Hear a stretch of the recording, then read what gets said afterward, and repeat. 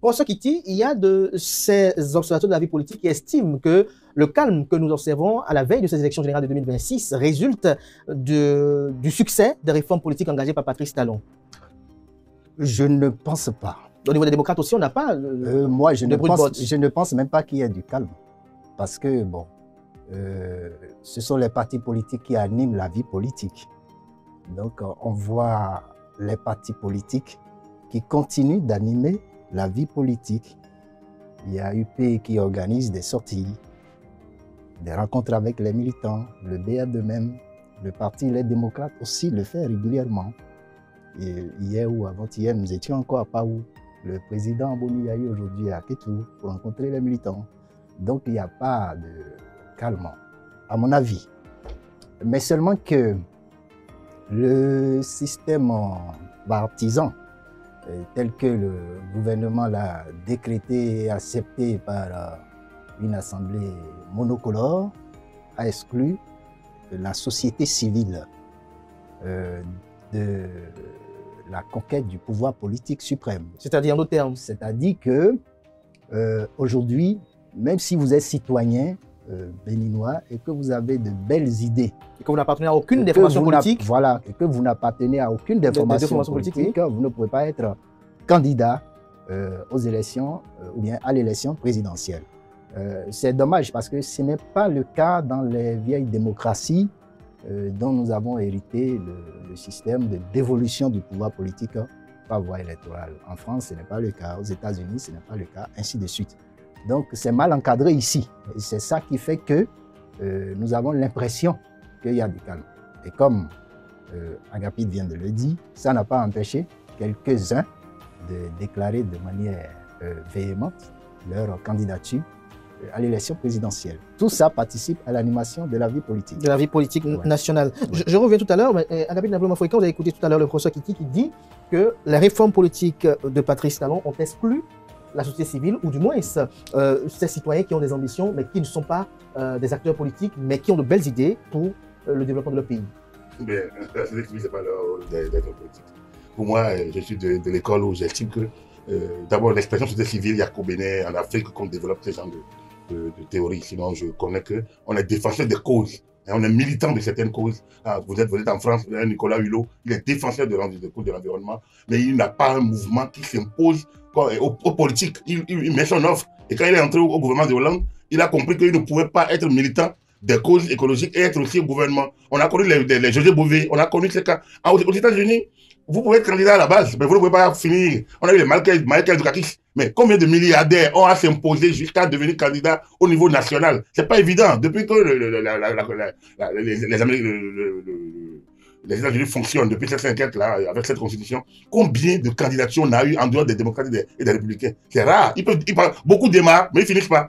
Et on a ce cas ici au Bénin. C'est-à-dire, quand vous avez tous ceux qui ont déclaré, EDA, comment non, il y a l'expert comptable, enfin, le spécialiste de marché public international là, qui s'est déclaré, oui. Le nom m'échappe, Fourenou et Sakasalé, oui. Et qui encore, c'est des personnalités de la vie que nous connaissons. Et parmi eux, il y en a qui n'ont pas de parti politique qu'ils sachent en tout cas, qui ne sont pas affiliés, mais qui disent je veux être candidat. Et ils peuvent faire des meetings, ils sont libres, puisque au moins l'article 23 de notre Constitution permet qu'on puisse aller, venir et organiser les manifestations. Donc, au nom de l'article 23 de notre Constitution, ils peuvent agir et faire passer leur idée. Donc, le code n'empêche pas qu'on puisse fonctionner. Mais après, pour devenir candidat, il y a des critères. Et même en France, quand vous êtes candidat sans parti politique et sans organisation derrière, vous-même, vous savez que vous êtes voué déjà à ne pas aller au bout parce qu'il faut avoir des parrainages. Et c'est pas si évident que des candidatures fantaisistes issues prétendument de sociétés civiles puissent avoir ça. On a les secrets de chasse, on a eu je pense que la Joanie et autres à un moment donné. Mais le code français même ne leur permet plus,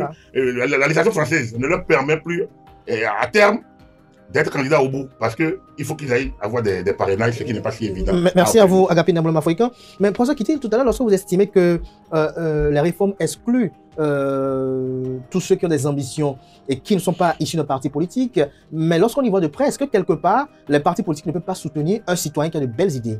Est-ce que ce citoyen-là qui a de belles idées ne peut pas se retrouver soutenu par le parti politique, puisque c'est une question de parrainage? Non, moi je pense que le Bénin est une jeune démocratie. le renouveau démocratique date de 1990. Et donc c'est avec le temps que le système sera performant. Mais décréter très tôt qu'il va falloir pour la conquête du pouvoir politique suprême, que ce soit uniquement les partis politiques qui produisent les candidats, mais également les candidats qui sont produits par les partis politiques doivent avoir le parrainage. Ce qui veut dire que même si il existe un parti politique aujourd'hui qui décide de soutenir l'un des candidats dont vous venez de parler, même si ça existe, ce parti politique n'est même pas sûr que ce candidat va déposer sa candidature au finish. Étant donné que si le parti politique a les parrains. Voilà, le parti politique ne peut pas avoir de parrainage parce qu'il est dit dans le code électoral qu'on ne peut parrainer que le candidat issu de son parti. Donc c'est dit dans le code électoral. Issu de son parti? Oui, de son parti. Vous ne pouvez pas parrainer un candidat qui est hors de votre parti politique. Est-ce que quelque part, peut-être, ce n'est pas un jeu de mots? Lorsque le parti lui-même décide de soutenir une personne, un tuteur personnel? Non, je pense que ce n'est pas un jeu de mots. Du moment où les citoyens sont égaux en droit, ils sont égaux en droit. Maintenant, on va trouver des mécanismes pour filtrer la candidature, mais pas pour autant que ce mécanisme doit être de nature à empêcher la compétition électorale. Le mécanisme généré par le système partisan empêche la compétition électorale, ne donne pas suffisamment de vivacité à la démocratie. La conséquence en est que vous allez observer le taux d'abstention devient de plus en plus important, même si ce n'est pas la seule cause qui explique... Quelle autre cause selon vous? Vous avez la violence qui est rentrée dans la compétition politique depuis 2019 au Bénin et qui est... Est-ce que les acteurs politiques eux-mêmes n'ont pas une responsabilité à ce niveau? Non, je ne pense pas, parce que quand vous regardez le taux de participation de 91 à 2016, il a été toujours élevé. Et lorsque la violence a été introduite dans la compétition électorale par le système partisan, les électeurs se sont méfiés du vote. Donc, c'est l'une des causes de la baisse du taux de participation. Mais ce n'est pas la seule cause. Il y a aussi ce dont je viens de vous parler, la restriction de la compétition électorale. Il faut donner la possibilité aux citoyens de choisir parce qu'il s'agit d'une démocratie libérale. C'est ce qui est dit dans le préambule de la Constitution du 11 décembre 1990. Et vous allez voir dans le domaine économique, cette restriction, c'est aussi installé. Agapit Nablomo-Foika, on a suivi tout à l'heure le procès de la réforme partisan. Non, je connais un peu ce procès, mais toute loi... Est-ce qu'il n'est pas pertinent? Toute loi restreint. Est-ce que ce qui est dit n'est pas... Toute loi restreint des libertés. Ancrée, donc il y a une pertinence. Ancrée et en retrait. Donc rien ne se passe. Toute loi ancrée et en retrait. Moi, je suis frustré déjà par l'article de la Constitution de 1990 qui limite l'âge. Moi, j'étais un jeune électeur en 90 et je trouvais inadmissible qu'on me dise que pour être candidat à l'élection présidentielle, il faut avoir 40 ans. C'est une restriction inadmissible. Et pourtant, on a fait avec. J'ai voté ce qu'on a appelé le bulletin intermédiaire, c'est-à-dire entre le rouge et le blanc. J'ai voté le vert. Étant de l'école Albert Ouédré, je suis jeune étudiant. J'ai voté pour le vert. Et je continue de penser que la loi n'est pas toujours acceptable. Oui, mais on a dit durant les quand la maxime le dit ainsi, et depuis des luttes, ça veut dire qu'en limitant ou en étant dur tout ce qu'on veut, on est obligé de l'appliquer. Donc, ce que si le Parti des démocrates pense qu'il y a ces restrictions, je dis, mais quand cela ne tienne, c'est la loi. Pour moi, c'est clair. Mais au moins, elle est égale, les restrictions sont égales pour tout le monde. Et donc, puisque c'est égal pour tout le monde, chacun, on s'y met. Tout le monde est d'accord qu'il y avait trop de candidatures fantaisistes. Justement, mais est-ce que quelque part, les critères ne sont pas excessifs? Est-ce que ce n'est pas trop corsé? Mais les critères sont pour tout le monde. Est-ce qu'à un niveau donné, pourquoi on n'a pas pu procéder de façon progressive à l'obtention de ce qu'on aspire? Non, on est allé de manière progressive. En 2021, ce n'est pas les mêmes critères. En 2024, en 2021, ce n'était pas les mêmes critères. On est passé à 10%. On est passé à un certain nombre je ne sais pas, c'était 10%, 15% de parrainage. Et puis après, on a augmenté. Parce qu'il y a une intention derrière, fédérer, regrouper. Lorsqu'on vient d'un pays comme le nôtre, comme disait le président, on se pose à quoi? fondamentalement. Intention de Patrice Talon. On s'oppose à quoi? Je le disais avant, je peux humblement le dire, que ma philosophie, je suis centraliste. J'estime qu'en tant qu'Africains, nous avons d'abord le débat du développement à faire avant le débat politique. Ceux qui font les options politiques que nous avons copiées en nous habillant de prêt-à-porter occidental, de la démocratie libérale occidentale, eux, ils ont fait le cheminement. Ils ont connu leur moment de développement. Ils ont erré. La France a connu des révolutions avant d'avoir la République. Et la République a connu première, deuxième, troisième. Donc, ils ont connu nous, on a connu aussi nos atermoiements. Mais est-ce que la logique de 90 était ce qu'il fallait? On a fait une réaction au lieu de faire une analyse objective, tranquille. Et si on considère que le contexte de 90 ne s'y adaptait pas vraiment, il fallait se débarrasser, comme on avait dit, de Kérékou, peut-être de son système. Mais depuis 90, on a fait quoi? On devrait analyser nos fondements. Il a fallu analyser pour le président Yahi, qui est aujourd'hui le patron du Parti des démocrates, que j'ai suivi moi, bien dans son intention de candidature de 2004, je dis, a été dans l'optique qu'il fallait changer. Et 5 ans après, au pouvoir, il a expliqué que les bases éthiques et morales sont ébranlées. Il faut qu'on aille à la refondation pour aller au développement. Il a inventé le concept de la dictature du développement. On était tous d'accord. Il a fait 10 ans. On n'a pas réussi à avoir les résultats pour plusieurs raisons sur lesquelles je ne reviens pas. Mais celui qui est arrivé, lui, il dit je suis prêt. Et il amène il a mené des éléments tangibles pour qu'on puisse avancer. C'était la dictature du à développement. mon humble avis, nous regrouper. Aujourd'hui, quand vous regardez dans les démocrates, vous voyez des gens qui ont fait venir Patrice Talon, qui étaient vraiment des d'anti-Yahi, qui le retrouvent dans le camp. De l'autre camp, il y a ceux qui étaient grand défenseur de Patrice de Boni Yahi, j'en fus parti, et nous étions avec Zissou. Et donc, pourquoi on a trouvé en Patrice Talon un certain nombre de postures qui permettent d'aller de l'avant, comme nous l'espérions sous la décennie Yahi. C'est ça qui a fait que pendant 10 ans, aujourd'hui, on peut dire, on a fait des pas. C'est vrai, on a fait des pas parce qu'il fallait resserrer certaines libertés pour atteindre certains résultats. Et aujourd'hui, le contexte dans lequel nous sommes à la veille des élections nous montre vraiment que la discipline attendue est respectée. Un parti comme les démocrates aurait connu 2, 3, 4 fuyards, démissions fracassantes et des députés qui vont se faire marchander. Aujourd'hui, ils ne peuvent pas parce que le contexte ne leur permettait pas. Et qui n'auront pas leur parrainage ne sera pas valable. Donc du coup, nous sommes en train d'entrer dans un système de discipline où des blocs vont se créer, mais sous la discipline partisane. Si quelqu'un de la société civile a envie d'être candidat, il n'a qu'à entrer dans un parti. Maintenant, il y a quand même que le parti peut avoir ce qu'on appelle l'accord de gouvernance. Et ça lui permet d'avoir un candidat qui n'est pas du parti.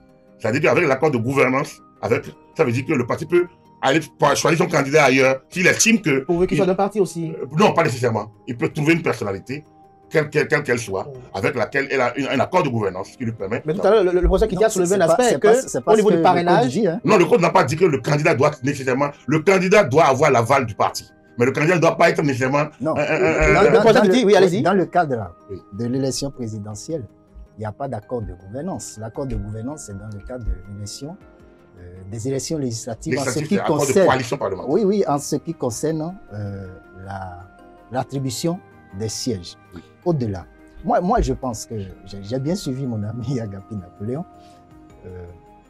dans sa théorie tout à l'heure sur le développement. Moi, je pense que cette théorie n'est pas nouvelle. Elle n'est pas du tout nouvelle. Évidemment. Non, mais malheureusement, oui, elle a toujours échoué. Oui, bien sûr. Bien sûr. Et quand vous regardez la gouvernance du président Patrice Talon, vous vous rendez compte que cette théorie a échoué. Pourquoi? Il y a le président Sékou Touré. Sékou Touré, pendant la campagne pour le référendum de 1958, qui disait à De Gaulle que nous préférons la pauvreté dans la liberté à la richesse dans l'esclavage.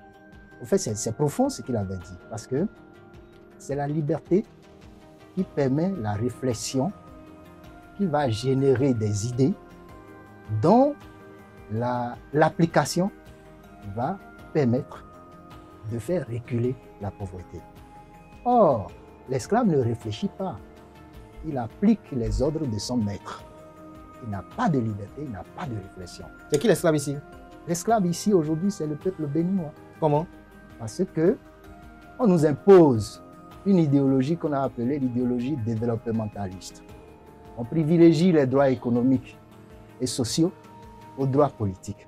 Or, ça n'a jamais marché. Là, ça n'a jamais marché. De Patrice Talon. Oui, oui, un instant s'il vous plaît, ça n'a jamais marché. Et moi, je pense que dans un État de droit, on doit concéder aux citoyens la liberté. Et cette liberté va leur permettre non seulement de réfléchir et de générer des idées qui vont permettre le développement, mais aussi de choisir leur propre voie de développement. De quelle liberté parlez-vous? Non, un instant. Agapi disait tout à l'heure que les réformes ont permis de discipliner la classe politique. Moi, je pense que les réformes ont échoué. Il faut le dire en toute sincérité. Vous voyez, on ne peut pas construire l'avenir sans jeter un coup d'œil sur le passé. Ce n'est pas possible. Pourquoi les pères fondateurs de 90, ceux qui étaient à la conférence nationale, ont décidé que c'est ensemble, nous devons choisir notre voie de développement parce que la révolution l'a imposé et la révolution a échoué. La révolution a fait exactement ce que le président Patrice Talon est en train de faire aujourd'hui. Imposer la voie par laquelle nous devons aller au développement, la révolution a échoué. Et ces pères fondateurs du renouveau démocratique ont dit, désormais nous devons nous asseoir ensemble et choisir notre voie de développement. Et la Cour constitutionnelle a tiré de cela un principe qu'elle a appelé le consensus national. Et vous observez à l'Assemblée nationale, de 91 à 2019, que les lois électorales ont été toujours discutées par les différents partis qui étaient présents. Discutées par les différents partis qui étaient présents à l'Assemblée nationale. Donc, c'est l'Assemblée monocolore issue de 2019 qui nous a imposé le processus dans lequel nous nous trouvons aujourd'hui. Ça n'a pas été discuté par les différents partis qui sont présents à l'Assemblée nationale, étant donné que l'opposition avait été exclue. Tout est parti de là. Et le processus-là a permis aux démocrates d'être au Parlement en 2023. Oui, nous sommes au Parlement en 2023, mais nous aurions pu éviter ce à quoi nous assistons aujourd'hui si on avait permis en 2019 à tous les partis politiques d'aller aux élections. Tout à l'heure, Agapi disait qu'on s'oppose à quoi? Non, on s'oppose à quoi? Et puis le président Patrice Talon l'a dit aux jeunes, il disait, mais écoutez, BRUP, LD sont les mêmes choses. C'est pas vrai. C'est pas vrai. Je cherche la différence aussi. Ah oui, il y a une différence. C'est pas au niveau des deux personnalités. Non, il y a une différence. La différence est d'abord idéologique. Il y en a? Oui, il y en a. Ce sont les idées par lesquelles nous voulons rassembler le peuple béninois. Ça, c'est la différence. Quand vous regardez la gouvernance du président Patrice Talon aujourd'hui, vous voyez le capitalisme pur. C'est le capitalisme pur à visage inhumain. Qu'est-ce que nous prenons au niveau du Parti démocrate? Nous prenons un capitalisme à visage humain. La social-démocratie.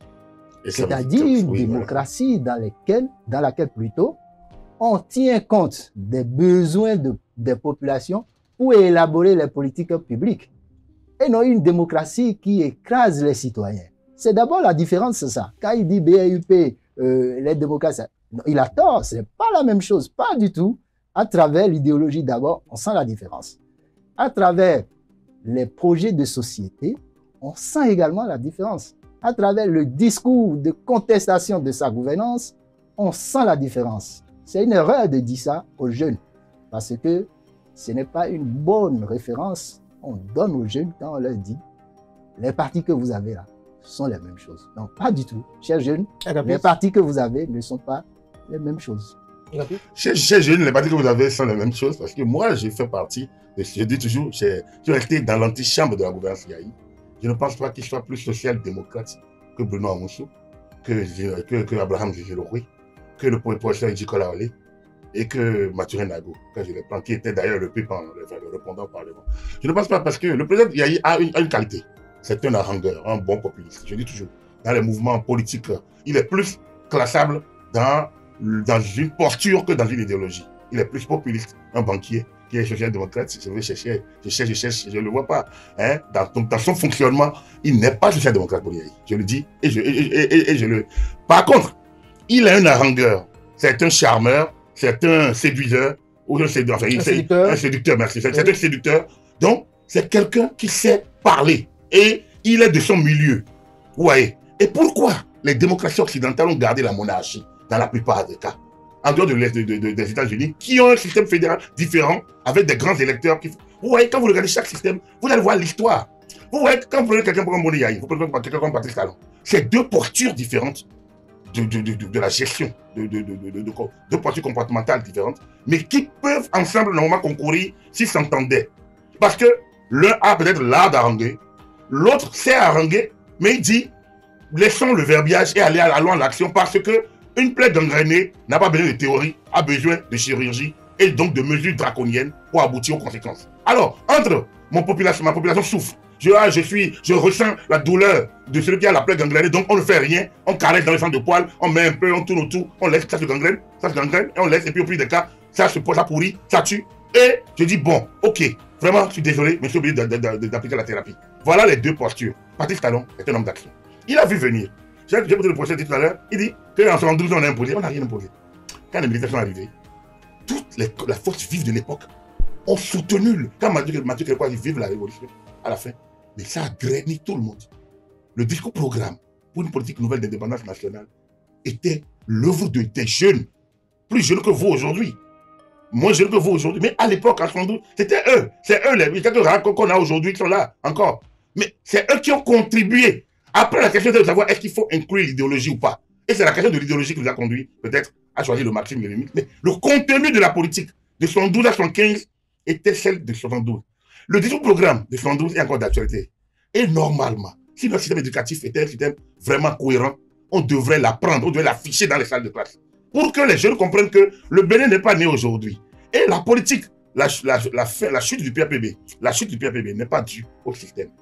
C'est à la KBJ. C'est au cadre que quelqu'un appelait des intellectuels tarés et dépaysés, à qui on a nationalisé, on a confié l'État, qui n'ont pas été en mesure de diriger les entreprises, et on est allé à la KBJ, et ça l'a conduit en 88-89 à la banqueroute, à la conférence nationale. Quelqu'un a dit, ce n'est pas une affaire politique, c'est une affaire économique. La preuve, quand on a repris en 90, quelle élection on a fait sans crise?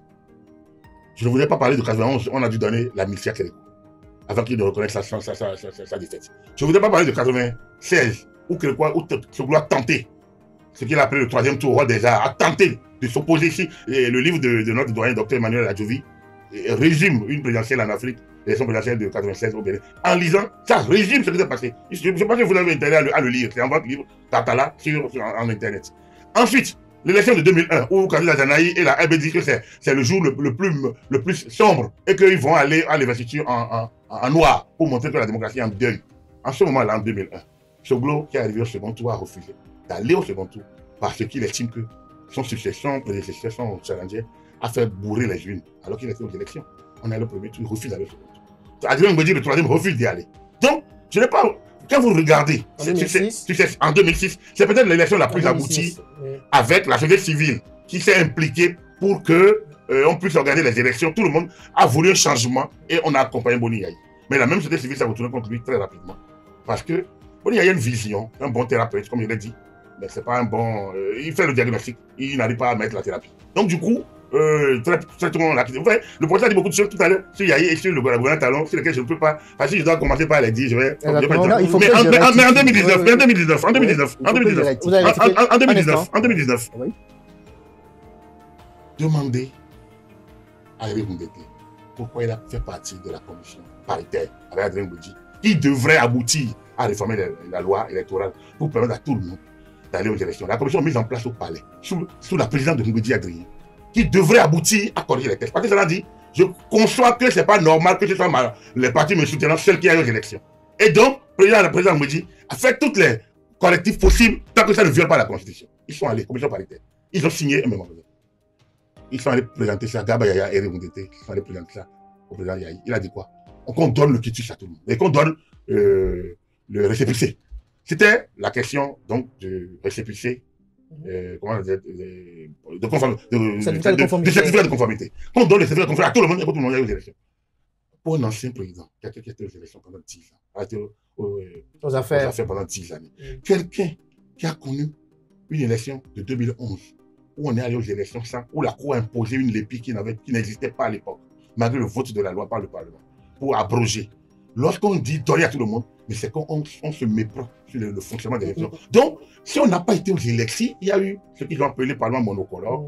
C'est justement parce que Patrick Boni Yayi n'a pas validé pour son parti les réformes. Et donc, on s'est retrouvé dans la situation. Moi, je pense que... Oui, je rectifie. Oui. Vous savez, Boni Yayi, en 2019, n'était président d'aucun parti politique. Non, mais il était président d'honneur de FCBE. Non, suivez-moi, s'il vous plaît.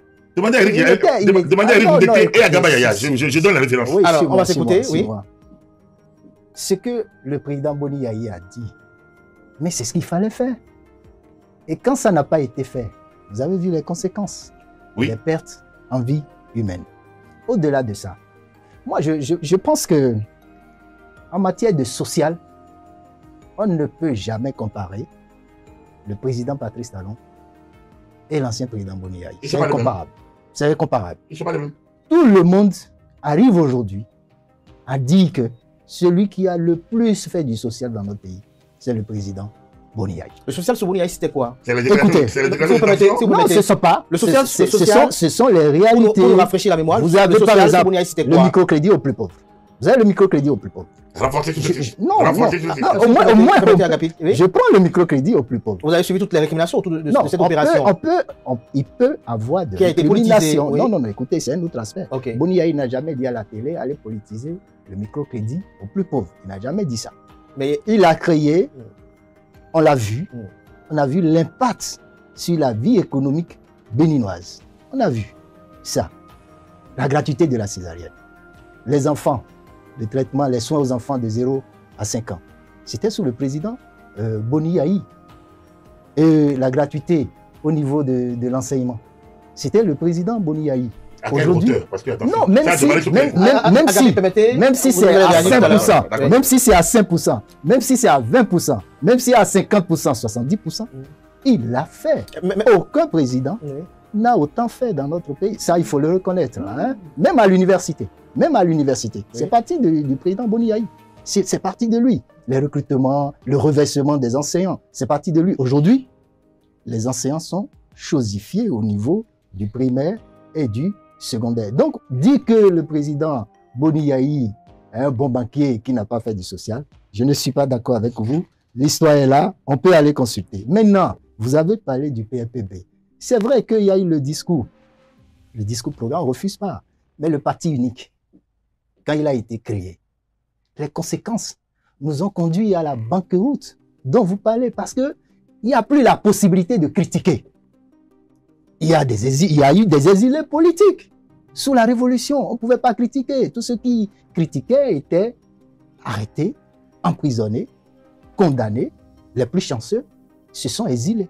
Ils sont présents dans notre pays aujourd'hui. Les plus anciens parmi eux, c'est Adrien Oubedi, condamné 2 fois à mort. Il a fait l'exil. Bruno Amoussou, il a fait l'exil. Ils sont là, on peut les questionner. Donc, la conséquence en est que le système ne pouvait pas être critiqué. On a assisté à la banqueroute. Aujourd'hui, ne peut pas être critiqué. Aujourd'hui, si vous prenez la Constitution révisée en 2019, vous remarquez qu'on a constitutionnalisé l'opacité. C'est-à-dire? Dans la gestion de la chose publique. Les députés... Vous voulez parler des ratifications d'accords de prêt? Je veux parler de ça. Comment vous voulez qu'on mette dans une constitution que l'Assemblée nationale va juste à ratifier un accord de prêt, juste à ratifier ça, après la négociation et l'exécution. Ça n'a pas de sens, c'est l'opacité. Or, avant, c'est l'Assemblée nationale qui autorisait. Mais on avait vu Boni Yayi aussi se plaindre. Oui, on a le pouvoir de crise, c'est-à-dire que la Constitution permet au président de la République. Un pouvoir qui n'est pas très élégant. Oui, ça a été fortement critiqué. Oui. Ça a été toujours critiqué, on est d'accord. Mais ça, c'est pas pour solutionner cela qu'entre-temps... Non, c'est une mauvaise solution. Il faut laisser l'Assemblée nationale décider de ne pas ratifier d'abord, avant que le président de la République n'ait recours maintenant au pouvoir de crise, ce qui n'est pas le cas. Oui. Les crises électorales, c'est bien vrai. Moi, j'ai lu l'ouvrage dont vous parliez, l'ouvrage d'Emmanuel Ayovi. Moi, je l'ai lu, je l'ai relu plusieurs fois. Mais les crises électorales n'ont jamais atteint le niveau qu'elles ont atteint sous le président Patrice Talon. Les crises électorales n'ont jamais atteint ce niveau-là. La Commission béninoise des droits de l'homme a produit son rapport sur 2019, sur 2021. Plusieurs morts, plusieurs exilés politiques. C'est la commission qui a parlé d'exilés politiques? Mais la Commission béninoise des droits de l'homme, vous avez vu son rapport à l'Assemblée. Oui, bien sûr. Son rapport à l'Assemblée nationale, non, vous ne l'avez pas suivi. Maintenant, le certificat de conformité, je l'avais déjà dit. Moi, je pense que c'était une erreur d'avoir dégagé ce certificat de conformité pour restreindre le champ politique. Ça a été ce qui a été fait en 2019 pour les élections. C'est dit que ce qui se fait aujourd'hui, ce n'est pas dans l'intérêt général. Ce n'est pas dans l'intérêt général. C'est dans l'intérêt de celui qui est au pouvoir. C'est pourquoi ça se fait comme ça. Si c'est dans l'intérêt général, on devrait laisser l'Assemblée nationale être composée de toutes les forces politiques, aussi bien celles qui soutiennent le chef de l'État que celles qui s'opposent à lui. Regardez les conditions dans lesquelles... Elle l'est aujourd'hui. Hein? Elle l'est aujourd'hui, composée de Dans quelles conditions nous étions partis aux élections en 2023? C'était restreint. La magnanimité de la Cour constitutionnelle. Non, c'était restreint. Encore que, comme lui-même il vient de le dire, avec la magnanimité de la Cour constitutionnelle. Un parti politique n'a pas besoin de la magnanimité de la Cour constitutionnelle avant d'aller aux élections. Non, oui, elle régule la vie politique, mais les partis politiques animent la vie politique et contribuent à l'expression des suffrages. Non, cher ami, on doit pouvoir laisser les partis politiques jouer leur rôle sans restriction, sans aucune restriction. Je vous donne un exemple. Lorsque vous regardez les coalitions politiques qui se formaient pour aller aux élections législatives dans notre pays, vous allez voir qu'on avait plusieurs partis politiques, mais chaque fois qu'il y avait une élection législative, il y avait des coalitions politiques qui se formaient pour aller aux élections. Donc, le système était régulé par son propre mécanisme. C'est ce qu'il faut laisser faire de telle manière qu'à un moment donné, le système sera performant. Et du moment où il est performant, de manière naturelle, vous allez voir les partis politiques se mettre ensemble pour créer les grands ensembles. Parce que ce qui se fait actuellement ne peut pas survivre en 2026 en cas d'alternance. Là, on y revient, si vous permettez. Oui, rapidement, Forican. Oui, moi, je suis mon vis-à-vis et je dis, bon, oui, il est dans sa ligne, je suis dans la mienne. Il faut bien que les internautes voient simplement qu'il a fait de choix et d'options. Je dis, le PAPB, je continue de dire aux plus jeunes, de questionner les archives. C'est dommage que l'enseignement ne permette pas d'aller plus loin. Du point de vue formation civique, du point de vue participation aux affaires de l'État, le parti unique a donné plus de marge que le renouveau démocratique. Je sais de quoi je parle. Je dis, l'Assemblée nationale révolutionnaire, qui était constituée, non pas par des élections mécaniques de liste, où c'est les meilleurs, où c'est ceux qui dépensent le mieux qui gagnent, c'est plutôt par des catégories socio-professionnelles et confessionnelles. Donc, l'Assemblée nationale était un reflet de la société, de l'État, du pays. Les débats se faisaient de manière à ce que les langues nationales des membres des commissaires du peuple soient utilisées. Mais là, le vrai débat, c'est quoi? Le vrai problème, c'est qu'un ministre qui débarque à l'Assemblée nationale révolutionnaire, il sait qu'il ne peut pas maîtriser son domaine à moitié, il doit le posséder. Il doit s'entourer des cadres pour donner satisfaction au commissaire du peuple. C'est comme ça qu'on appelle les députés. Donc, l'Assemblée nationale révolutionnaire, c'est un haut lieu de grand débat. Le comité central n'était pas constitué des monolithistes. C'est les jeunes, l'OLGAB, les femmes, l'OFRB, les militaires, le côté de la révolution des garnisons, les CDR, le côté de défense de la révolution. C'est ces groupements qui s'entrechoquaient autour des grandes idées. L'UNFTB, qui était le syndicat de participation à l'époque. Donc, ce qu'on appelle les organisations de masse du parti, ils n'étaient pas monolithistes. Ils avaient des idéaux centrés sur une vision du développement. C'est-à-dire, ils ne savaient pas, on veut faire l'autoroute, on veut prolonger les chemins de fer de Parakou à Gaïa. On dit, est-ce que c'est l'urgence du moment? Est-ce qu'il n'est pas mieux de faire telle chose, de construire un hôpital à Sonsoro ou bien Igolo? En fait, il y a de grands débats qui se faisaient. Et que les jeunes ne savent pas. Donc, au sein du PAPB, il y avait une vie politique qu'il faudrait questionner. Et moi, je déplore qu'il y ait très peu d'écrits scientifiques sur ces questions. Parce qu'on dit monolithisme. Ah non! Le bureau politique à la tête duquel était Mathieu Kérékou était dirigé par des caciques du système. Et là encore, les débats sont vifs. Il faut demander. Je pense que Degla vit encore, qu'on le fasse parler. Et comme j'interpelle Pierre Chaud, mais c'est pas sérieux qu'il se taise. Il est l'un des dinosaures qui vivent encore, et qui parle. Ou qui laisse moins un écrit. Bien. Alors quand j'ai fini de dire ça, depuis 90, donc, ce qui s'est passé avant 90, on a confié la gestion des sociétés d'État aux cadres, aux diplômés, qui n'étaient pas tous membres du parti. La société a été tuée une à une. Ça, c'est pas le parti qui les a tués. Pendant la Révolution. Absolument. Mais il faut bien des Béninois pour diriger. Ce n'est pas les Blancs qui viennent diriger. Alors que nous devons compter sur nos propres forces. Mais ils sont diplômés. Ils disent qu'ils ont les diplômes. Administrateurs des sociétés, administrateurs de ci, de ça. Ils ont tué une à une. Par concussion, par toutes sortes de gabégies, par toutes sortes d'incompétences, de prévarication et autres. D'accord, le système a ses failles. Mais qui étaient les responsables, les chefs, des cadres, des gens formés, diplômés? Ça, le projet du PPB, on peut le faire en dehors de la Convention nationale. On ne l'a jamais fait. Parce que justement, il y avait des éléments qu'on pouvait récupérer. Revenons à la démocratie et à nos élections. Vous avez dit que ça n'a jamais atteint ce niveau. Mais est-ce qu'on a fait le point de ce qui étaient les maîtres des violences de 2019?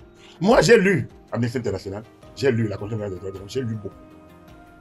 Je suis un défenseur des libertés, je suis un des médias, j'ai dirigé les journalistes et je sais, je conduis. Mais moi, on m'a appris que la liberté s'accompagne de la responsabilité. Lorsque le 28 avril, aux élections, on brûle à Parakou, à Savè, à Banté, à Tchaourou, on brûle, on violente, et que la police reste sans agir, est-ce que c'est normal? Est-ce que les citoyens n'ont pas droit aussi à la défense par l'État? Et lorsque le 1er mai, on a repris ici à Cotonou, parce qu'on voulait destituer le président par un mécanisme insolite, et l'État a laissé faire entre 16h et 19h. Et puis après, l'État est entré en compte. Voilà, il faut qu'on soit responsable. Et à la fin, le président Talon a dit, regroupons-nous pour voir ce qu'on peut corriger. Donc, pour aller aux élections, le secrétaire de conformité a été rejeté par Boniaï, qui a demandé aux membres, à Gabayaya et à Eric Moundete, je les interpelle, de ne pas continuer, et ils ont saqué leur signature. Ce n'est pas responsable de la part des députés que nous avons élus. Le député est l'élu de la nation, il n'a pas demandé impératif. Alors, et donc, normalement, on devait leur imposer le mandat impératif, c'est une forfaiture. C'est pas juste. Mais on a évolué. C'est parce qu'on ne fait pas on ne fait pas le point. Oui. On évolue et les générations suivent et ne voient pas ce qui s'est passé fondamentalement. Nous restons en superficie. Eric, c'est un grand frère, ami, camarade, je peux même le dire. Gaba, bon, je l'ai connu à la Sénat et autres, mais je n'ai rien contre. Et comme je dis, moi, je suis yaïste, je le dis, je le revendique. Donc, jusqu'au début à la fin, on est resté même là. Donc, je n'ai pas d'a priori. Mais il y a des choses sur lesquelles on ne peut pas. On ne peut pas gouverner 10 ans et aller contre des décideurs de la Cour constitutionnelle. Par rapport à cette certificat de conformité. On peut pas débattre de certificat de conformité. Non. Mais on a dit, les décisions de la Cour ne sont susceptibles d'aucun recours. Elles s'imposent à tous. On l'a dit. Dès lors qu'on a dit ça, je ne vois pas, même si la Cour se trompe, ça veut dire quoi? En français facile. Même si la Cour se trompe et invente quoi que ce soit, ça s'impose à tout le monde. C'est ça que la loi a dit. C'est ça le test. Alors, donc on peut ne pas être d'accord. Et comme l'a dit le professeur Olo, on peut, la Cour constitutionnelle a dit que ça s'impose à tout le monde, mais on n'a pas dit qu'on ne peut pas critiquer. Donc on peut critiquer. On doit appliquer. Si on avait appliqué cette décision, c'est que le FCBE aurait peut-être pu aller aux élections. Peut-être on aurait pu corriger la loi. On n'a pas corrigé. Le FCBE n'a pas été aux élections en 2019. À cause du certificat. À cause de rébellion contre la Cour constitutionnelle. C'est pas ça. À cause de la rébellion contre on va progresser. Non, c'est pas ça. Il faut que je rectifie ça. À cause de la rébellion contre la Cour constitutionnelle. Ça, c'est d'abord ça. Donner les certificats de conformité à tout le monde. Après 2019, en 2023, on a failli. Il n'y a pas de la révision de la Constitution. Ouais, ce Parlement monocolore a révisé une Constitution. Je leur donne leur acte. Le Parlement monocolore a révisé une Constitution, à minima. Moi, je dis, si moi j'étais en position majoritaire, j'étais pour cette Constitution, on l'aurait nettoyée de beaucoup de choses. Et ce Parlement était tellement modeste en montrant que nous avons toute la puissance de faire tout ce qu'on veut. Et en Afrique, on peut compter. Et ils sont que des deux. Et ils l'ont révisé à minima. C'est vrai, on va faire le débat de 50 ans. On le fera en son temps, après Patrice Talon. Parce que tant qu'il est là, les gens ont de la fixation. La loi est la loi. Qu'on ait parlé, non, il a évoqué un acte de la Constitution. J'ai dit, mais quelle que soit la ratification, on peut décider qu'au Bénin, il n'y a pas d'autorisation de ratification. Il n'y a même pas. On peut décider. On n'est pas tenu. Nous sommes un pays libre et souverain. On peut décider de ce qui est du domaine de la loi et de ce qui est du domaine du règlement. Et la Constitution l'a dit. Donc, dès lors que la Constitution a été révisée par les formes requises en 2017, Patrice Talon a échoué. Il n'a pas forcé. En 2019, ce n'était même pas lui qui était, c'était les députés. Qu'il soit du côté il soutient le président.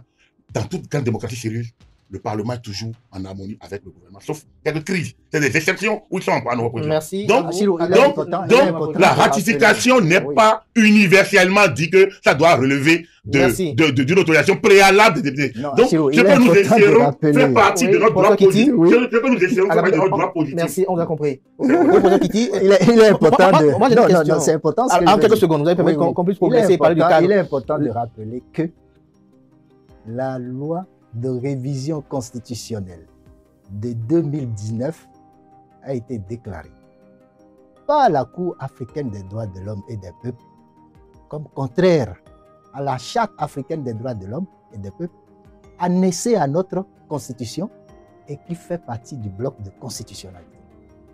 Et le gouvernement ne s'est jamais conformé à cette décision de la Cour africaine.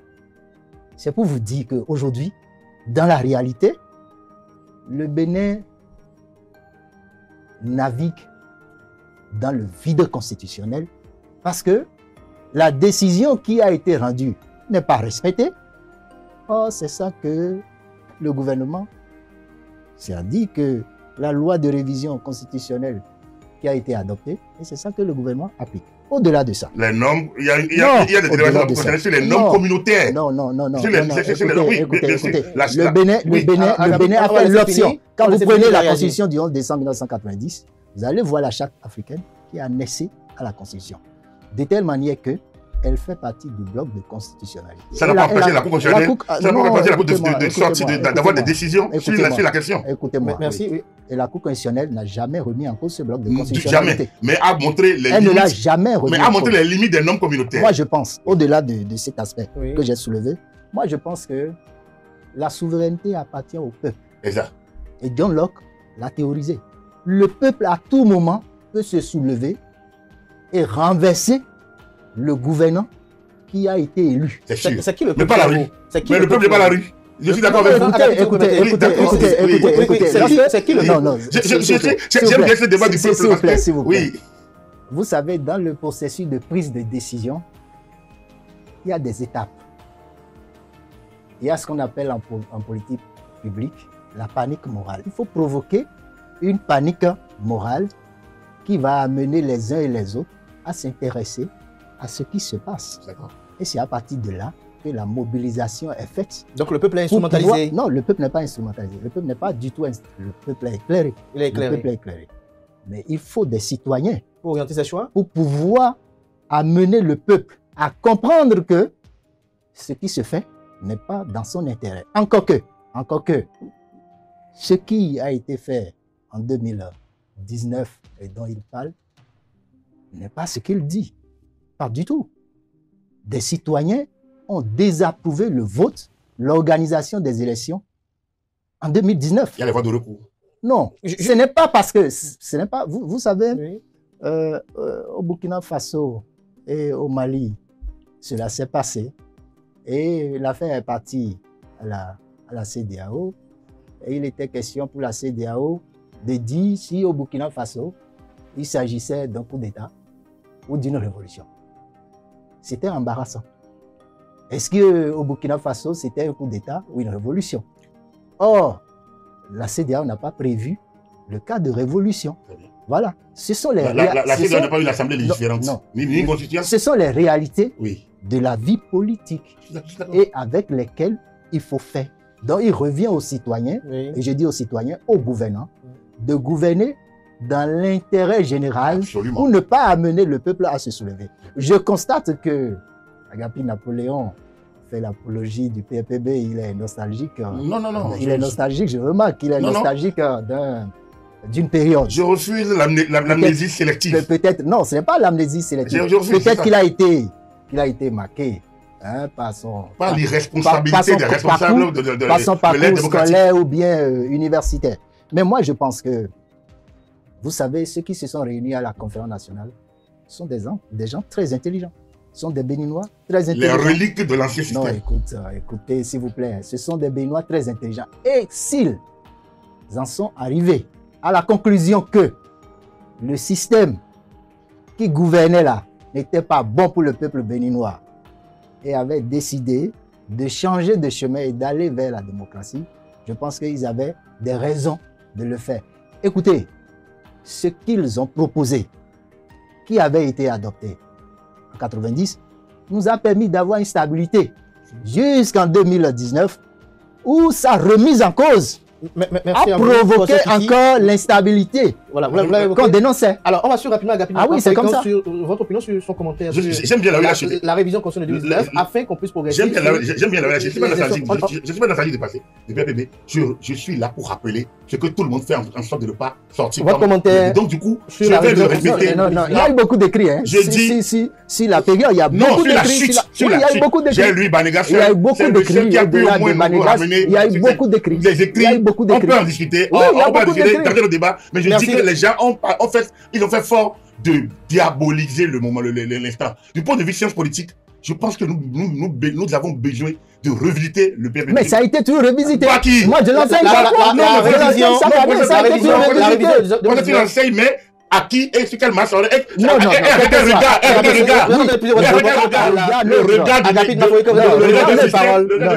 qui a échoué, qui a la confusion, s'il vous plaît, la confusion que Agapit n'a pas de fait. Non, la confusion, c'est entre les politiques publiques de la période révolutionnaire et le système politique même. On est d'accord. Les deux sont non, on est d'accord que tout ce que la révolution a fait n'est pas mauvais. On est d'accord sur ça. On est d'accord. Et puis on cite des politiques publiques qui étaient bonnes. On cite. Non, justement, du moment où le système qui a généré ces politiques publiques n'était pas bien, c'est normal qu'à son décès, on l'enterre avec tout ce qu'il y a de politique. On va laisser c'est ça qui fait que justement de 90 à aujourd'hui, on a continué avec les tares. C'est-à-dire gabégie, mauvaise gestion, concussion, toutes les mêmes. Il a fallu des commissions. Donc, du coup, on a fait le mauvais procès en 2019. Je reviens un peu le procès. Donc, vous parliez de la révision de la Constitution. La nouvelle Constitution date de quand? D'après les législatives. Non, il n'y a pas de nouvelle constitution. Non, enfin, celle dont vous parlez, la révision, la loi de novembre. On a toujours la constitution de 1990 qui est en vigueur. La loi de novembre. Mais la loi là n'existe pas, selon la décision de la Cour africaine des droits de l'homme et des peuples. Merci. Heureusement que vous allez-y. Non, c'est pas moi qui le dis. La Cour africaine n'impose pas. Mais on a ratifié la charte. Désolé, on a ratifié la charte. Je n'ai jamais été membre de la Cour constitutionnelle. Je n'ai jamais été membre de la Cour constitutionnelle. Mais je me nourris beaucoup des décisions. Elles ne disent pas toujours les mêmes choses que vous dites. Donc, du coup, ça, on va quitter là. On ne va pas rester dans ce champ. Voilà. Donc, elle ne dit plus ça. Elle ne dit pas les mêmes choses que vous. Tout comme d'ailleurs, le consensus prétendument à valeur constitutionnelle a été revisité par d'autres décisions d'autres cours constitutionnels. Mais pourquoi vous voulez personnaliser? La Cour, c'est orienté dans l'intérêt de celui qui est au pouvoir. La Cour constitutionnelle a dit un éminent ancien président est une cour à la limite politique. Elle va dans les nouvelles, elle va plus loin, elle va plus loin au regard du contrôle de constitutionnalité. En dehors du contrôle de constitutionnalité pur, cette cour a la latitude de la Cour constitutionnelle du Bénin, en fait elle de trop un très bon texte de Dadi Yamou, que vous connaissez très bien, je ne veux pas vous dire d'aller lire, mais ce texte se suffit à lui-même. La Cour constitutionnelle du Bénin en fait elle de trop. Alors ce texte est tellement bien écrit, tellement bien renseigné que tous les débats que nous faisons là auraient déjà été vidés. Mais je reviens un peu à la réunion. 2019, ce n'est qu'en novembre qu'il y a eu la loi constitutionnelle dont vous parlez. Mais les élections ont eu lieu en avril, dans le cadre de la Constitution de 90. Et le Parlement, qui finissait le Parlement de 2015, qui a fait tous les tests sur lesquels nous sommes passés. Le Parlement de 2015. Mais le Parlement n'a pas dégagé le certificat de conformité. Les décisions de la Cour constitutionnelle ne sont jamais aucun recours. Et donc la Cour a sorti. Ah oui, attendez. Si on ne. Quand on regarde le contexte. Donc il y a un contexte. Non, c'est pas ça. Oui, justement. Elle régule. Oui. Elle régule, mais quand vous revisitez. Elle est juge constitutionnelle. Non. Elle alors, si vous permettez, on va parler de 2026. Parce que là, on est mais il faut continuer. Il faut continuer 2019. Il faut continuer. Parce que c'est pour prévenir 2019 qu'il y a des plaintes par rapport au code électoral. En 2011, cette Cour constitutionnelle-là, donc on attaque, a imposé une lépie qui n'a jamais existé. L'Assemblée nationale, qui est la représentation nationale, a voté une loi pour dire on suspend d'abord. La Cour dit non, on ira aux élections avec la lépie. Cette lépie n'avait jamais existé. En se basant sur quoi? Sur les engagements internationaux. Ah oui, sur les engagements internationaux. Bien sûr. Les engagements nationaux. On va ratifier. Je dis, la Cour constitutionnelle n'impose pas au Parlement normalement. Chacun, la Cour juge de constitution. Donc, si en 2011, on était aux élections législatives, pour conclure, avec une décision de la Cour constitutionnelle, à l'élection présidentielle, avec une LEPI, qui a créé toutes sortes de problèmes. Mais qu'on a dit, c'est ça, notre quoi a décidé. Et les anciens présidents ont appelé au calme pour dire, allons-y, on y est allé. Donc, je fais partie de ceux qui étaient là à l'époque. Et je sais de quoi il parle. Donc, si déjà, je ne pense pas qu'on puisse faire une décision de plus grande que de dire, Parlement, tu n'en parles. Ce que tu as dit là, tu as légiféré, mais on met ça de côté. On n'a pas dit que la loi anticonstitutionnelle, mais on dit, on va aller aux élections avec la LEPI. La LEPI, on dit Parlement, c'est important, mais nous, on peut aller au-delà. La fonction politique de la Cour constitutionnelle, elle en a. Et donc, moi, j'admets que la Cour constitutionnelle a des fonctions politiques et en a exercé depuis 1993 jusqu'à aujourd'hui. Il y a un élément qui vient d'aborder. Regardez. Pour conclure. cette partie-là. Non, on va conclure. Il y a un élément qu'il vient d'aborder et qui est très symbolique. Regardez, en 2011, le président Bouni Yahi a accepté les recommandations des anciens présidents, dont Zissou. Non, attendez. Et en 2019, vous l'aviez dit tout à l'heure, en 2019... Les présidents sont allés au marché pour défier l'État. En 2019, ils sont allés au marché pendant que les appelaient au cadre... Est-ce qu'on peut parler de 2026? En 2019, ils sont allés au marché pour demander qu'on se livre. Est-ce qu'on peut parler de 2026 maintenant? Oui, on va en parler. Vous aviez dit tout à l'heure que le président Bouni Yahi a demandé à ce qu'on donne le certificat de conformité à tout le monde. Mais il n'avait pas été suivi. Il n'est pas la Cour constitutionnelle, lui. Non, mais il n'est pas la Cour constitutionnelle. Oui. Mais malgré la décision... Ça, vous l'avez dit tout à l'heure, professeur Kitty. Vous l'aviez dit tout à l'heure. Vous l'avez rappelé tout à l'heure. Il y a un ancien président qui a fait la médiation. Pour 2026. La médiation plutôt. Dans la logique de ce que la Cour constitutionnelle a dit. Non, écoutez. En respect de ce que la Cour a dit. Le certificat de conformité, on ne peut plus faire. Il n'est plus en vigueur. Il n'est plus en vigueur. Alors parlons de 2026 aujourd'hui. C'est important. Oui, vous l'avez rappelé, on l'a rappelé. Voilà. 2026, au niveau des démocrates, vous avez des plaintes au niveau du code électoral. Il y a aussi, si vous permettez aussi, des interrogations, des gens qui s'interrogent de savoir au niveau des démocrates, est-ce que les démocrates, vous faites la promotion de la gouvernance Yahi ou la promotion d'une gouvernance des démocrates? Parce qu'on a comme l'impression que, certes, même si Bouni Yahi est le leader charismatique de cette formation politique, tout concourt ou tourne autour de Bouni Yahi, de sa gouvernance. Non, moi, avant de le dire, moi, je pense que... Ça fait un retour dans le passé. Non, je vais l'aborder. On va évoluer. Voilà, le débat sur le certificat de conformité, on ne peut plus faire ce débat-là. On fait le débat de 2026 parce qu'on l'a suffisamment fait. On sait que cette décision était la plus mauvaise. Là, vous y revenez. Maintenant, mais on devrait tout le monde par rapport à ce que la respecter. Par rapport à ce que vous venez de dire. Moi, je pense qu'il faut faire une différence entre le président Bouni Yahi, ancien président de la République, et le président Bouni Yahi, président du parti Les Démocrates. C'est cette différence que ceux qui sont au pouvoir de mauvaise foi, n'arrivent pas à faire. Ce n'est pas parce qu'il a été président de la République qu'il ne peut pas diriger un parti politique. Ce n'est pas ça. Il est citoyen comme tout le monde, il a le droit de diriger un parti politique. Et c'est ce qu'il fait actuellement. Par conséquent, il ne faut pas... Le cadre légal pour 2026? Il ne faut pas assimiler. Quel que soit ce qu'on va reprocher à la gouvernance du président Bouni Yahi pendant 10 ans, quel que soit ce qu'on va reprocher à cette gouvernance, il ne faut pas l'assimiler à ce qui va se produire en 2026 si le parti... les démocrates arrivent à conquérir le pouvoir politique. Pourquoi? Parce que c'est un parti politique qui, dans le cadre de l'élection présidentielle de 2026, a un projet de société. Et son projet de société, ce n'est pas le président Bouni Yahi. Ce n'est pas la gouvernance de Bouni Yahi pendant 10 ans. Quel que soit ce qu'on va reprocher à cette gouvernance, encore que, pour moi, c'est la meilleure. C'est la meilleure gouvernance. En termes d'acquis sociaux. En termes d'acquis sociaux, c'est la meilleure gouvernance. En termes de développement? Même en termes de développement, il a fait beaucoup pour le pays.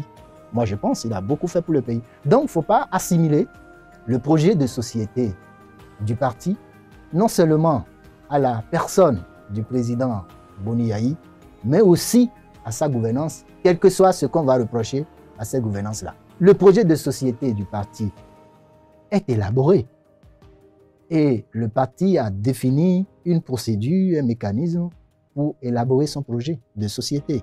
Et au moment venu, ce projet de société va être porté à la connaissance du peuple. Mais ce qu'il faut retenir, c'est que le président Boni Yayi n'a aucune influence sur le projet de société qui est élaboré. Aucune influence. Sur la même question par rapport à Boni Yayi et les démocrates, on a comme l'impression que au niveau des démocrates, c'est la gouvernance de Boni Yayi qui est vantée au détriment du projet de société des démocrates. De toute façon, je n'ai rien entendu de leur projet de société. Donc, du coup, ils sont un parti qui est créé et pour faire l'anti-Yayi. Alors, je dénonçais en 2016, en janvier, que l'anti-Yayi ne saurait être un projet de société. Je ne veux pas dire comme je l'ai dit. Je l'ai dénoncé publiquement sur Radio Sopra, sur d'autres, que l'anti-Yayi ne saurait être un projet de société. Quand certains disent, voilà, Yayi a fait ça, Yayi a fait ça, Yayi a fait ça. Chacun passe. Chacun passe. Il fait peut-être du mieux possible. Aucun président ici, dans ce pays, de Maga en 60, à Yayi en 2016, ne peut dire qu'il a fait du mal au pays. Sa politique peut ne pas fonctionner. Mais dire qu'un président fait mal, c'est dangereux. Il n'est qu'un homme, entouré d'hommes, avec des institutions que nous avons. Donc, par principe, moi, je ne suis pas de ceux qui jettent tout. Cela dit, la question que je pose pour demain, qu'est-ce que Boni Yayi nous propose encore pour l'avenir? Je veux pas dire que je pense que Yayi n'est plus l'avenir du pays. Il n'est plus dans l'avenir du Bénin. Il est fini en matière de l'avenir. Par contre, quand on a, il a quitté la scène, il va le rejoindre. Lorsqu'on a fini ses mandats, on a terminé. On peut orienter, on peut accompagner, on peut conseiller. Mais quitter ce poste-là et reprendre la direction d'un parti, la loi vous le permet. À mon humble avis, je ne sais pas si, du point de vue moral, vous avez connu, vous avez dirigé le pays, vous avez vu des choses, vous avez vu des choses, vous avez pris des décisions. On va pas juger. Non, c'est pas juger, ça fait des effets. L'action de gouvernance. C'est un jugement de valeur. Quand on est président, est-ce que c'est un jugement de valeur pour dire que vous avez vu des choses, vous avez pris des décisions, vous avez vu, vous avez géré des crises, vous avez été à faire des compromis, parfois même des compromissions, qui sait? Quand vous avez fait tout ça, la loi vous aménage à la fin une certaine situation. Là vient mon jugement de valeur. Redevenir chef de parti, c'est que vous devenez encore homme d'un clan, alors qu'il faut être homme, parce que vous tombez dans le domaine public. Moi, ce qui me dérange, c'est que Boni Yayi, qui a gouverné dans un contexte complexe, difficile, devrait pouvoir être l'un des premiers partisans du parti Talon. Il en est très devenu l'adversaire. Et moi, ce qui m'a perturbé est là. Je suis militant, je le dis toujours. Je suis militant. Ce qui me désole, moi je ne suis pas payé, je ne suis payé par personne pour faire ce que je fais. Je ne défends pas de point de vue citoyen. Du point de vue citoyen, depuis Yayi, jamais aucun décret de personne, même pour rien. Et je ne reçois pas d'enveloppe de bas de quelqu'un. Mais je le dis. Depuis 2016. Depuis 2006. Alors, voilà, depuis 2006. Alors aujourd'hui, c'est pour vous dire quoi? Non, c'est pour vous dire quoi? C'est pour vous dire quoi? Je vais quelques secondes au cadet. Je le dis parce que sur les régions, je pense que c'est parce qu'on est payé pour dire qu'on fait. Non. Il faut qu'il y ait des citoyens pour rappeler ce nombre de postulats et revenir sur des fondamentaux. Et là où je suis, je pense que Boni Yayi nous a privés de son expérience. Parce que aussitôt descendu, il s'est mis en affront avec celui qui dit avoir pardonné en griffe, qui a demandé à Tchakoti qui n'a jamais eu lieu.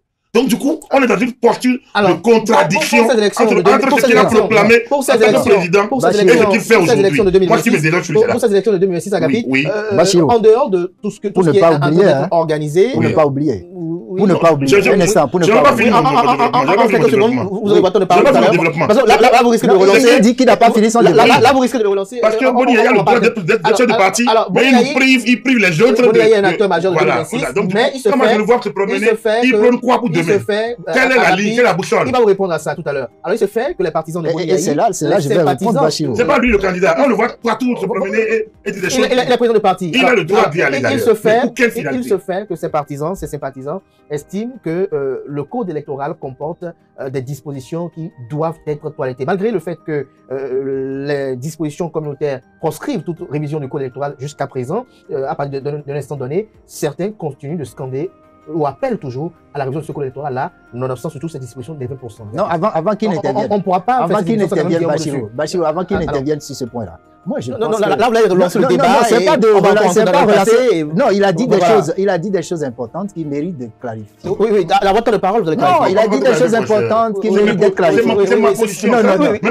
C'est un débat. Moi, je pense. Non, non, c'est. Oui. Moi, je pense que oui, on ne peut pas faire. Oui, très rapidement. On ne peut pas faire dans une démocratie, dans un système où il y a des partis politiques, on ne peut pas faire le procès. Il va le procès. Oui. Je donne on va l'écouter rapidement. Non. Est-ce que j'ai On dit ne peut d'avoir pas faire le procès Alors, c'est son à opinion. un ancien président Oui. d'avoir décidé de prendre la direction. J'ai dit qu'il en a le droit. Premier élément. Merci. Deuxième élément, Alors, moi je pense. On peut moi, passer au code électoral. Oui, Parce que là, je je n'ai plus que 10 vais minutes passer au là. code électoral. Fini. Je pense qu'un ancien président est même la personnalité la mieux placée pour diriger un parti politique. C'est dommage. Pour diriger un parti politique en vue de faire profiter les militants de son expérience. classe. Non. Mais- D'abord, quand Non, vous parce allez que dans la c'est- définition, Agapit, si on vous va allez dans la l'électoral. définition de parti Non, politique, on va vous allez... on va pas définir le parti politique ici. vous On allez- vient pas définir le parti politique ici. Voilà, alors, vous allez vous en rendre compte. Non, vous allez vous en rendre Agapit. compte que... Non, non, non. Vous Agapit, allez par rapport au vous en code électoral. rendre... Non, attendez. Non, Non, c'est Ouais, important ce que je veux oui, dire. oui, C'est c'est important. important. Je vous ai entendu. On n'est pas d'accord. C'est important. Je suis d'accord qu'on n'est pas d'accord. Non, on n'est pas d'accord. Donc c'est On ne bon. peut pas être d'accord, Mais d'ailleurs. c'est important de dire. Oui. C'est important de dire. Vous marchez pour des chapelles différentes. Il faut qu'on cesse Oui. de faire le procès Ah non, au président Boniaï. Tout comme d'autres font le procès à Patrice Talon d'une mauvaise Non. gouvernance. de si Non, moi, elle j'ai est l'impression a dit moi, j'ai que l'impression nous que... sommes Non, dans une société. écoutez, moi, j'ai l'impression que... J'ai l'impression que les mouvanciers, quand ils rêvent, c'est le président Boniaï qui voit tous les jours. Non. Et les J'ai opposants, l'impression. quand ils rêvent, Hein? et les opposants, quand ils rêvent, Il voit l'avenir 2020. ils ne voient pas Patrice Où est Talon. l'avenir? Alors, moi, je parle du code Où est électoral. l'avenir? On va parler du code électoral. Je ne le vois pas. Agapit, Je vois pas Agapit, je vois pas Agapit, l'avenir. le code électoral. Ce Voilà, ma week-end, question. oui, Le code électoral. je réponds. Donne-moi 5 secondes. Non. Le président est à Kétou. Oui, Non, laissez. je donne un petit jeu. Oui. Le lundi, faites le point de savoir quel message il a porté. Mais Pour c'est l'avenir. responsable de parti Ah, ça, non. politique. Il va Quel il va message- rencontrer ses militants. Quel message il porte pour l'avenir? Mais quel On va- message enfin, quel amusons-nous à message il ça. porte Bien. Le code Le électoral. code Message de remobilisation de Le la code base. électoral, la loi est la manifestation de la volonté de la majorité. L'Assemblée nationale n'est pas une sacristie avant une église. C'est pas un monastère. C'est pas une chambre, disons, de bonhomie où on se dit qu'à la charité, on se fait à la main, on se quitte. L'Assemblée nationale, c'est un lieu de la virilité politique.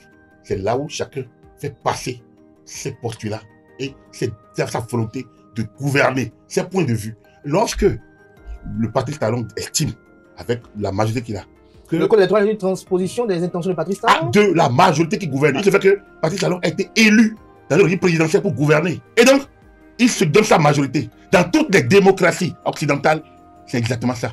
Un parti gagne, il n'a pas toute la majorité, il va négocier même avec le parti aux options contraires. Ils s'entendent sur un accord de gouvernement et ils sont au Parlement et ils gouvernent ensemble. Lorsqu'ils se quittent, il y a un accident, soit on dissout le Parlement, soit le gouvernement tombe. Ça, c'est le président. Donc, avoir une majorité n'est pas un malheur. Et les décisions sont toujours témoins de cette majorité-là. C'est pour ça que certaines décisions majeures, on les soumet à des majorités qualifiées, comme la révision de la Constitution ou les lois organiques. C'est ça, donc les majorités sont différentes des majorités simples de certaines. Donc, notre Constitution est révisée régulièrement, selon ce que la Constitution elle-même a dit. Quoi le problème? Le code électoral a été, en 2019, voté régulièrement par rapport après le dialogue politique auquel une partie des FCBE a refusé de participer et qui a créé après les démocrates. Et cette partie dit que l'autre partie... Donc du coup, quand on me dit qu'on n'a pas fait le... Oui, après 2019, Patrice Talon a tiré les conséquences. Il a fait une sortie médiatique où dit, il a déployé tout ça. Il a montré que nous devons nous retrouver, rebâtir. Et il y a eu le dialogue politique. Je ne sais pas s'il y a le projet sur ça. À l'époque, où il était rapporté, je ne me rappelle même plus. Mais bon, il y a eu ce dialogue politique. Il était président. Merci. Donc, c'est Tokpanou qui était rapporteur. Merci bien. Donc, ce dialogue politique a pris il y a eu certaines contributions de l'opposition qui a accepté d'y aller. Le code électoral relève de ça, de 2019. Le code électoral de 2019. Les 20%? Non, de 2019, les 10% et gestion. Maintenant, les 20%, ils l'ont expliqué. Ordre de la date, il l'a expliqué. Et on dit qu'il n'y a pas eu de débat. Moi, est-ce que la procédure parlementaire était respectée? Proposition de loi, débat en commission, plénière, étude en plénière, vote, article par article, vote, amendement, vote de texte global, contrôle de constitutionnalité, promulgation et publication prochaine. Lorsque ce mécanisme est respecté, la loi est en action. Et la loi en mouvement est une loi d'État à appliquer. Est-ce qu'elle est mauvaise? C'est possible. Dans la loi 60, C'était craint qu'elle soit chrysogène. c'est possible, mais ils sont Dieu. C'est eux qui ont Si vous voyez c'est eux qui sont chrysogènes. Si vous voyez la possibilité, pourquoi ne pas s'asseoir pour la remettre? Mais si vous cherchez chrysogène, vous allez trouver ça dans toutes les lois. Dans toutes les La discrimination positive. Non, c'est pas Vous êtes sûr que la discrimination positive n'est pas chrysogène? Les 2400 qu'on a envoyés par là, vous êtes sûr qu'elles ont servi à grand chose réellement? C'est de l'enjoliveur. Elles sont pas d'accord C'est avec de vous. l'enjoliveur. Mais on a décidé de le faire, on le fait. J'admets Alors, parce que c'est la loi.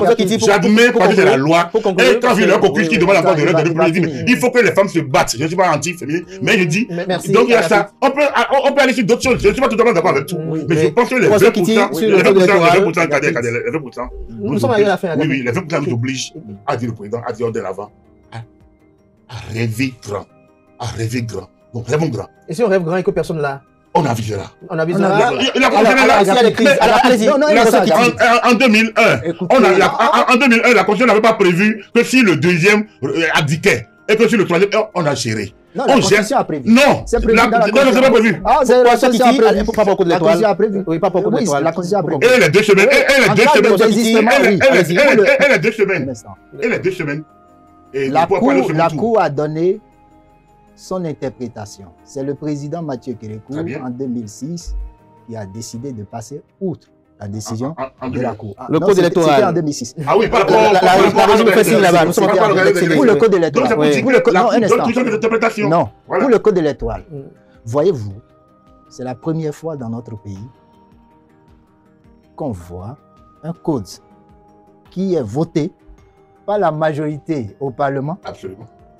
qui est divisé même sur son interprétation. C'est leur droit. Non, non, non, non, Il y a c'est des- dangereux. il y a- C'est non, dangereux. non, Non, il y a non, des c'est individus. dangereux. Non, non, La majorité n'est pas. Agapi, La majorité tu sais pourquoi je le dis? la majorité n'applique pas le Non, code. non, non, Est-ce Agapi. que la Sénat vous dit qu'elle Non, est. la majorité, non, On va Agapi, écouter j'étais bien Kitty, écouté. Kitty, oui. Oui, oui, bien sûr. Le problème qui se pose, c'est le suivant. Regardez ce que le président de la commission des lois a dit. Vous vous rappelez de ça? Il a dit que si aucun des partis n'arrive à avoir les 20%, c'est que l'élection n'est pas concluante. Vous avez écouté le chef de l'État. Il dit autre chose.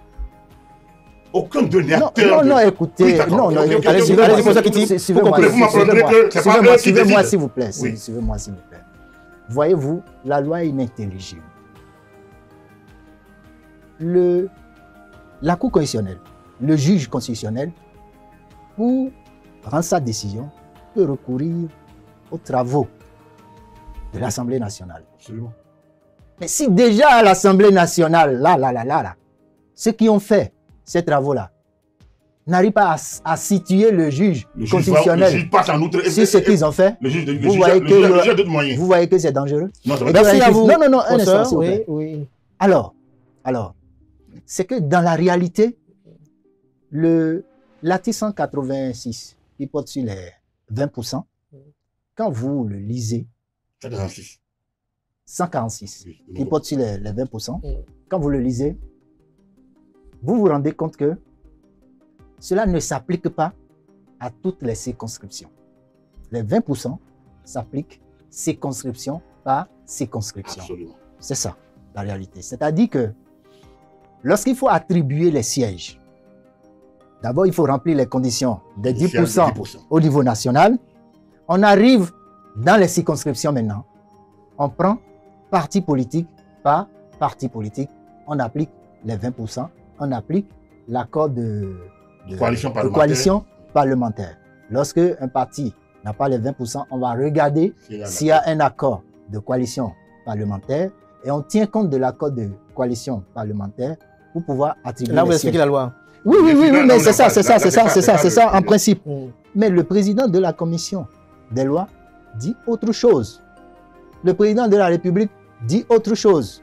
On retourne à 2019, où vous vous rappelez aussi que quand les 10% avaient été institués, ce qu'ils ont fait, c'était déplacer à la Sénat pour demander à la Sénat d'expliquer la loi. Ça, c'est les Merci à vous, Mais ça n'a pas professeur. marché, c'est pas Ce n'est pas une Euh, advertise. je vais J'ai dire, encore dans les des organes- questions dans les organes à de vous poser, sélection, mais nous il y a sommes ni président de la arrivés Commission à des échéance. lois, ni président de la Le temps nous Commission. était Parce parti. que Même si- c'est là, c'est même si- les OGE, Merci. le contentieux Merci. et l'État. Agapi. Donc, dans le La cas police, des c'est une mauvaise Maurica, image. c'est je possible, rappelle que- mais bon, Non, c'est ça, c'est pas ça qui est chrysogène. C'est ça. On ira aux élections. Et ça, c'est la différence. Mais c'est une mauvaise image. Je- C'est possible. Bon, moi, je pense que je crois que vous allez moi, vous je rendre pense- disponible non, pour y c'est- revenir, non, il est notamment important de dire. le samedi Il prochain est ou important le de dire samedi, ceci. ou- Il est important de dire ceci, monsieur Hachim. Nous sommes en train Vous voyez, d'extrapoler beaucoup. lorsque on veut voter une loi comme ça, il faut appeler les spécialistes pour accompagner.